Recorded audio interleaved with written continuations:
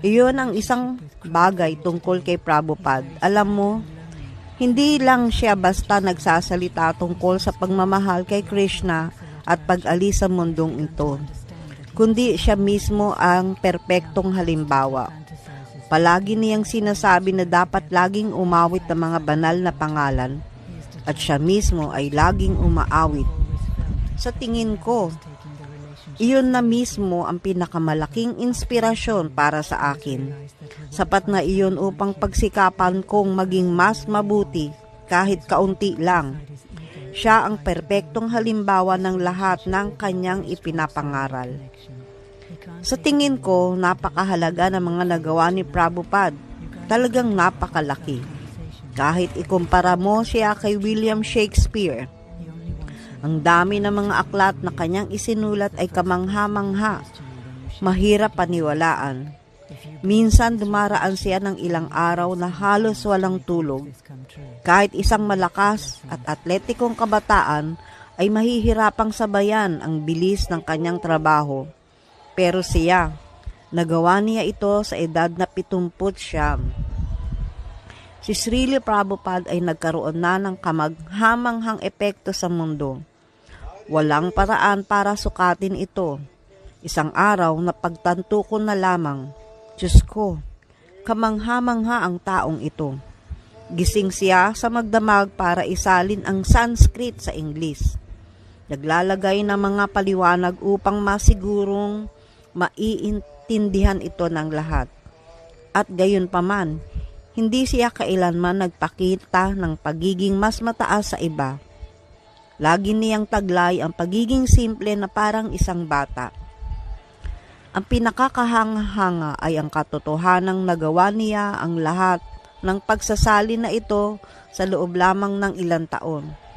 At kahit wala siyang anumang material na yaman, maliban sa sarili niyang kamalayan kay Krishna, napalapit niya ang libu-libong deboto na itaguyod ang kilusan at pinatakbo ito ng napakatibay na nagpapatuloy pa rin kahit matapos siyang lumisan. Sa katunayan, patuloy itong lumalago sa isang hindi kapanipaniwalang bilis.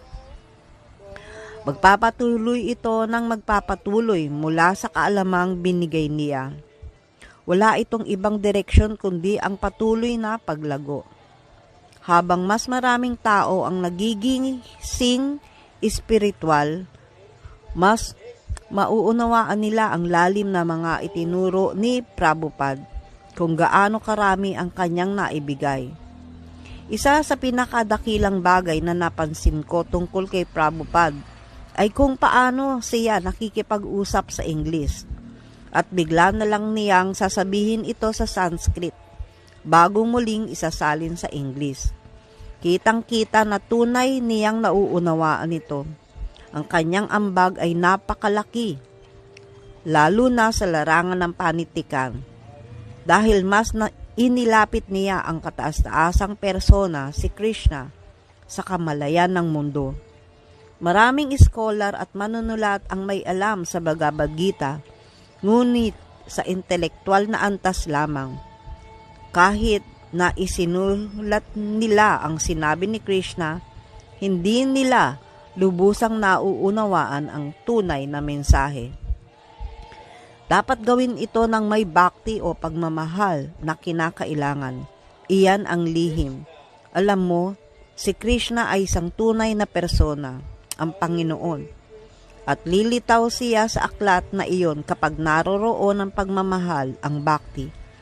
Hindi mo maintindihan ang kahit na anong bagay tungkol sa Diyos kung hindi mo siya minamahal.